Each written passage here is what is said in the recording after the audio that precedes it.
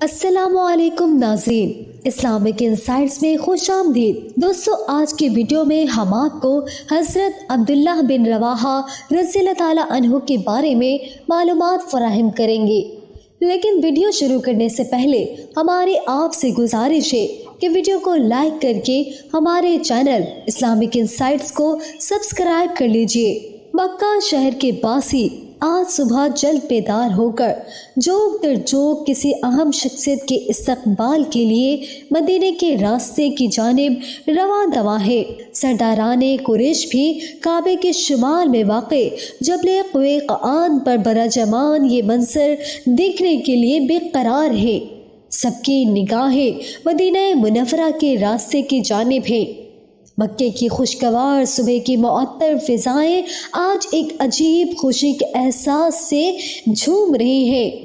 ہواؤں میں تیرتی خوشنما ننھی ننھی ابابیلیں اور مکے کے خوبصورت کبوتر بھی خوش آمدید کے نغمے الاپ رہے ہیں۔ آگ برساتا پرجلال سورج بھی اپنی کرنوں کی تیزی سے محروم عاجزی و انکساری کی تصویر بنا حمد و ثنا میں مصروف ہے۔ مکہ مکرمہ کے پرہیبت کالے اور سخت پہاڑ بھی وجد کسی کیفیت میں جھومتے درود و سلام کے نذرانے پیش کر رہے ہیں۔ غرض کے شہر کا ذرہ ذرہ عشق مصطفیٰ صلی اللہ علیہ وآلہ وسلم سے سرشار، خوشیوں سے نہال، آنے والے مہمانوں کے استقبال کے لیے چشم ماں روشن، دل ماں شاد ہے۔ ابھی انتظار کی کچھ ہی گھڑیاں گزری تھی کہ پہاڑوں کے پار سے گونجنے والے اللہ اکبر کے ولولہ انگیز نعروں نے شہر کے در و دیوار ہی کیا اہل مکہ کے دلوں کو بھی لرزا کر رکھ دیا۔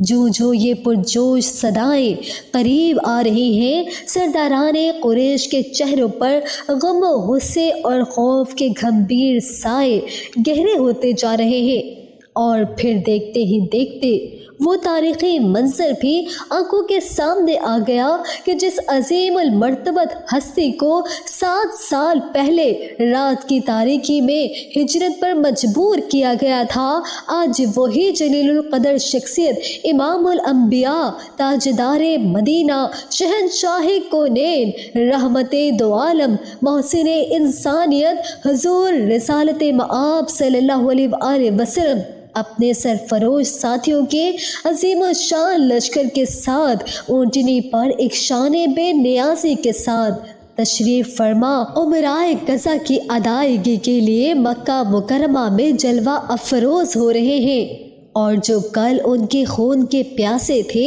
آج قطار لگائے ان کے استقبال کے لیے کھڑے ہیں۔ جلوس میں سب سے آگے شاعر اسلام حضرت عبداللہ بن رواحہ رضی اللہ تعالیٰ عنہ اپنی تلوار حمائل کیے حضور نبی کریم صلی اللہ علیہ وآلہ وسلم کی اونٹنی قصوہ کی مہار تھامے عشق مصطفیٰ صلی اللہ علیہ وآلہ وسلم سے سرشار بڑے جوش و جذبے کے ساتھ رجزیہ اشعار سے کفار مکہ کے دلوں کو چھلنے کر رہے ہیں۔ ترجمہ: اے کفار کے لوگوں، ان کے راستے میں نہ آنا کہ ساری بھلائی انہی میں ہے۔ آج ہم ان کی تشریف آوری پر تمہیں ایسی مار ماریں گے کہ تمہاری کھوپڑی اپنی جگہ سے الگ ہو جائے گی اور دوست کو دوست سے بے خبر کر دے گی۔ حضرت سیدنا عمر فاروق رضی اللہ تعالیٰ عنہ نے انہیں یہ شعر کہنے سے منع کیا۔ حضرت انس رضی اللہ تعالیٰ عنہ سے روایت ہے کہ حضرت عمر بن خطاب رضی اللہ تعالیٰ عنہ نے کہا، اے ابن رواحہ، تم رسول اللہ صلی اللہ علیہ وآلہ وسلم کے سامنے اور اللہ کے حرم میں اشعار کہہ رہے ہو۔ اس موقع پر حضرت صلی اللہ علیہ وآلہ وسلم نے فرمایا، اے عمر، انہیں اپنا کام کرنے دو، کیونکہ ابن رواحہ کے یہ اشعار کفار کے لیے تیر کی مار سے بھی زیادہ تیز ہیں۔ دوستو، نبی کریم صلی اللہ علیہ وآلہ وسلم کے ان ارشادات نے تو گویا حضرت عبداللہ بن رواحہ رضی اللہ تعالیٰ عنہ کے جسم میں جوش و جذبات کی بجلی دوڑا دی اور پھر وہ مزید ولولہ انگیز اشعار پڑھنے لگے۔ دوستو، حضرت عبداللہ بن رواحہ رضی اللہ تعالیٰ عنہ اپنے قبیلے کے سردار تھے اور انہوں نے بیعت عقبہ اولیٰ کے بعد ہی حضرت مصعب بن عمیر رضی اللہ تعالیٰ عنہ کی یثرب میں تبلیغ اسلام کے نتیجے میں دعوت حق قبول کر لی تھی۔ وہ لکھنا پڑھنا جانتے تھے اور قادل الکلام شاعر بھی تھے، نیز پرجوش ولولہ انگیز شاعری میں اپنا ثانی نہیں رکھتے تھے۔ آپ رضی اللہ تعالیٰ عنہ کا سلسلہ نسب کچھ یوں ہے: عبداللہ بن رواحہ بن ثعلبہ بن عمرو القیس بن عمرو بن عمرو القیس الاکبر بن مالک بن اغر بن ثعلبہ بن کعب بن خزرج بن حارث بن خزرج الاکبر۔ آپ رضی اللہ تعالیٰ عنہ کی کنیت ابو محمد، ابو رواحہ اور ابو عمرو ہے۔ آپ رضی اللہ تعالیٰ عنہ کا تعلق مدینے کے مشہور قبیلے بنو خزرج سے تھا۔ نبوت کے 13ویں سال حج کے بعد حضرت صلی اللہ علیہ وآلہ وسلم نے یثرب سے آئے ہوئے مسلمانوں سے بیعت عقبہ ثانی فرمائی۔ تکمیل بیعت کے بعد حضور نبی کریم صلی اللہ علیہ وآلہ وسلم نے تجویز دی کہ 12 سربراہ منتخب کر لیے جائیں جو اپنے اپنے قوم کے نقیب ہوں اور اپنی قوم کی طرف سے بیعت کی دفعات پر عمل درآمد کے ذمہ دار اور مکلف ہوں۔ چنانچہ آپ صلی اللہ علیہ وآلہ وسلم کے ارشاد کے مطابق قبیلہ خزرج سے 9 اور قبیلہ اوس سے 3 نقبہ منتخب کر کے نام حضرت صلی اللہ علیہ وآلہ وسلم کی خدمت میں پیش کر دیے گئے، جن کی آپ صلی اللہ علیہ وآلہ وسلم نے منظوری دے دی۔ خزرج کے 9 نقبہ میں حضرت عبداللہ بن رواحہ رضی اللہ تعالیٰ عنہ بھی تھے۔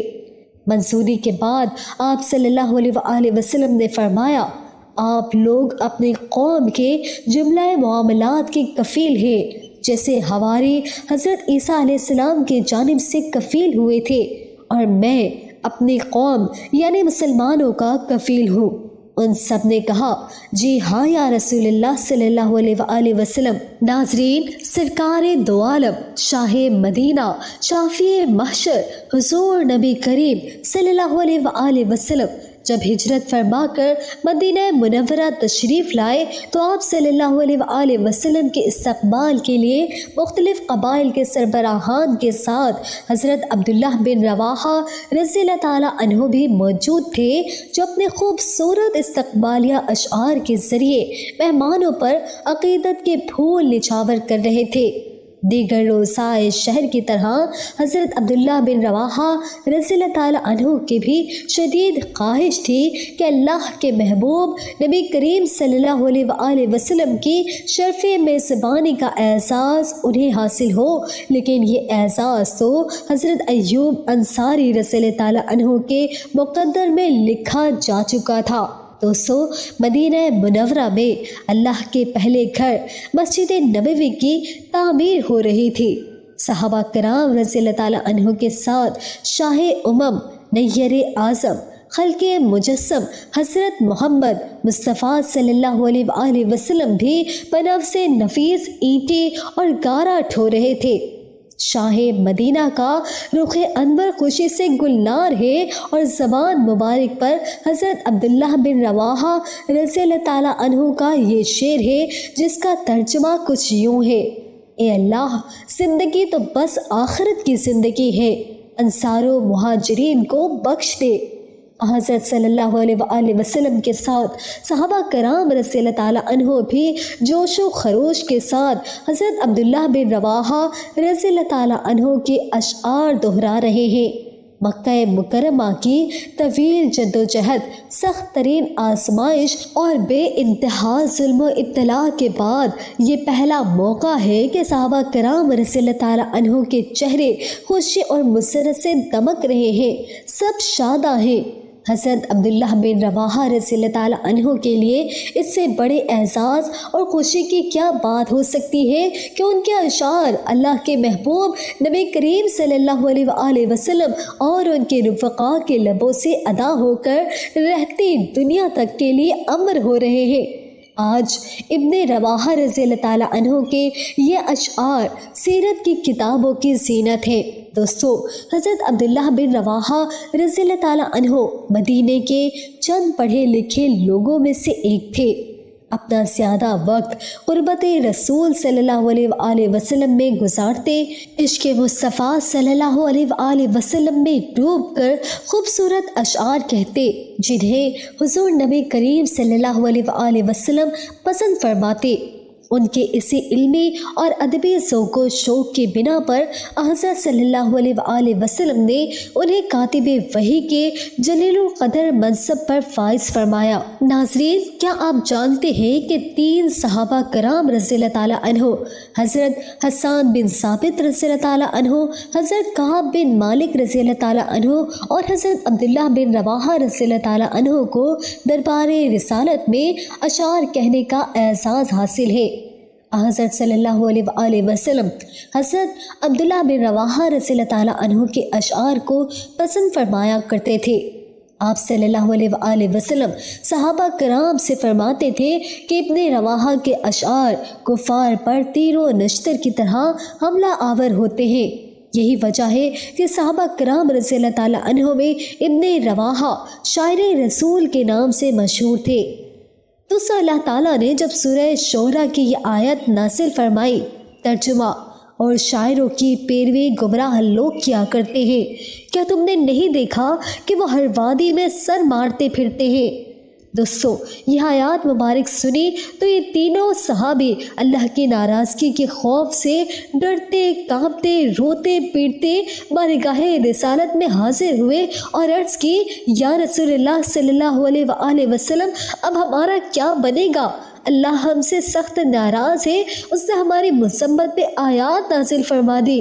حضور نبی کریم صلی اللہ علیہ وآلہ وسلم نے ان تینوں کو تسلی دیتے ہوئے فرمایا، مگر اللہ نے یہ بھی تو فرمایا ہے، مگر وہ لوگ جو ایمان لائے اور نیک کام کیے اور اللہ کو بہت یاد کرتے رہے، اور یہ تم جیسے لوگوں کے لیے ہے۔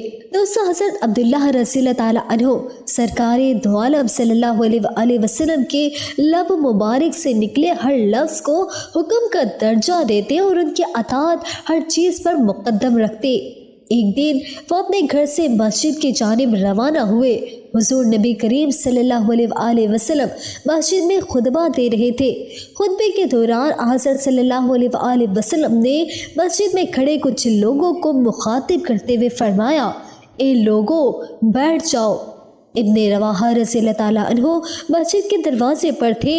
انہوں نے جیسے ہی حضور نبی کریم صلی اللہ علیہ وآلہ وسلم کی آواز مبارک سنی تو ایک قدم بھی آگے بڑھائے بغیر فوراً بیٹھ گئے۔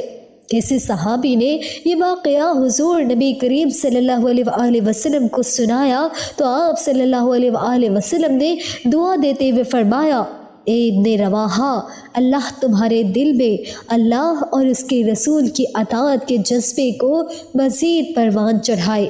دوستو، حضرت عبداللہ بن رواحہ رضی اللہ تعالیٰ عنہ نے غزوہ بدر سے جنگ موتا تک تمام غزوات میں شرکت کی۔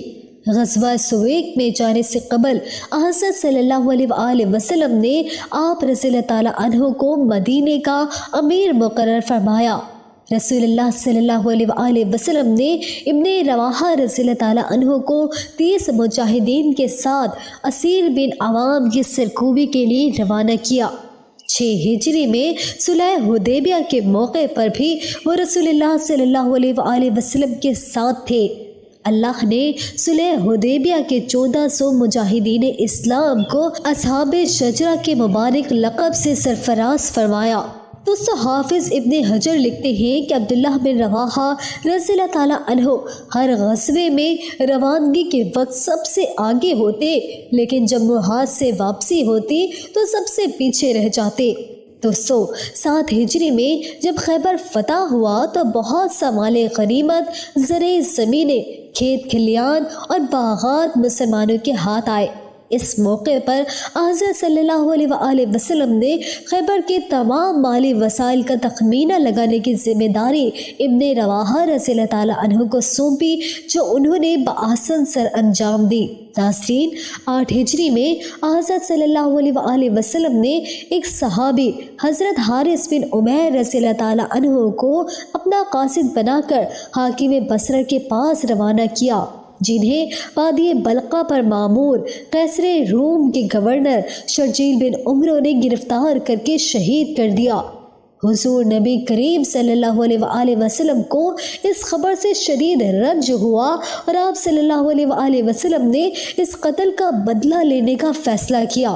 چنانچہ حضرت زید بن حارثہ رضی اللہ تعالیٰ عنہ کی قیادت میں 3000 مجاہدین کا لشکر اس علاقے میں فوج کشی کے لیے روانہ کیا۔ آپ صلی اللہ علیہ وآلہ وسلم نے حکم دیا کہ اگر زید شہید ہو جائے تو جعفر لشکر کی قیادت کریں گے، اگر وہ بھی شہید ہو جائیں تو عبداللہ بن رواحہ امیر لشکر ہوں گے، اور اگر وہ بھی شہید ہو جائیں تو مجاہدین اپنا امیر خود منتخب کر لیں۔ دوستو، جب اسلامی لشکر روانگی کے لیے تیار ہو گیا اور لوگوں نے الوداعی ملاقاتیں کی تو عبداللہ بن رواحہ رضی اللہ تعالیٰ عنہ آبدیدہ ہو گئے۔ لوگوں نے رونے کی وجہ دریافت کی تو کہا، دیکھو اللہ کی قسم، اس کا سبب دنیا کی محبت یا تمہارے ساتھ میرا تعلق نہیں ہے، بلکہ میں نے رسول اللہ صلی اللہ علیہ وآلہ وسلم کو کتاب اللہ کی ایک آیت پڑھتے ہوئے سنا ہے جس میں جہنم کا ذکر ہے۔ آیت یہ ہے، تم میں سے ہر شخص جہنم پر وارد ہونے والا ہے، یہ تمہارے رب پر ایک لازمی اور فیصلہ کی ہوئی بات ہے۔ میں نہیں جانتا کہ جہنم پر وارد ہونے کے بعد کیسے پلٹ سکوں گا۔ پھر آپ رضی اللہ تعالیٰ عنہ نے یہ اشعار پڑھے۔ ترجمہ: لیکن میں رحمان سے مغفرت کا اور اس خوان شکن مغز پاش تلوار کی کاٹ یا کسی نیزہ باز کے ہاتھوں آنتوں اور جگر کے پار اتر جانے والے نیزے کی ضرب کا سوال کرتا ہوں، تاکہ جب لوگ میری قبر پر گزرے تو کہیں، ہائے یہ وہ غازی ہے جسے اللہ نے ہدایت دی اور جو ہدایت یافتہ رہا۔ بہرحال دوستو، مسلمانوں کا لشکر شام کے علاقے معان پہنچا تو اسے اطلاع ملی کہ ہرقل قیصر روم خود بلقا کے علاقے میں 1,00,000 رومیوں کے لشکر اور کثیر سامان حرب کے ساتھ اسلامی لشکر کا منتظر ہے۔ مسلمانوں کو یہ اندازہ نہیں تھا کہ انہیں کسی لشکر جرار سے اس دور دراز سرزمین پر اچانک ایک بڑی جنگ لڑنی پڑے گی۔